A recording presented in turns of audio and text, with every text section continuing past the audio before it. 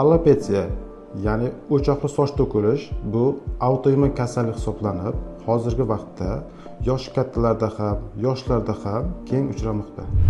Bozorboyev Obid O'sarboyevich 6 yildan buyon respublika ixtisoslashtirilgan dermatovenerologiya hamda kosmetologiya ilmiy-amaliy tibbiyot markazi Samarqand viloyati hududiy filialida statsionar bo'limida dermatovenerolog shifokori bo'lib ishlab kelmoqdaman. Bu kasallikni davolashda kompleks tarzda amalga oshirish kerak. Bunda dori-darmondan tashqari fizioterapevtik muolaja usullari ham mavjud. Bizning markazda Yevropa standartlariga mos ravishda qo'llaniladigan elektroforez, darsalvan, fototerapiya, lazer muolajalari o'tkazilmoqda. Ushbu muolajalarimizdan so'ng ko'pgina bemorlarimiz yaxshi natijalarga erishib kelmoqdalar.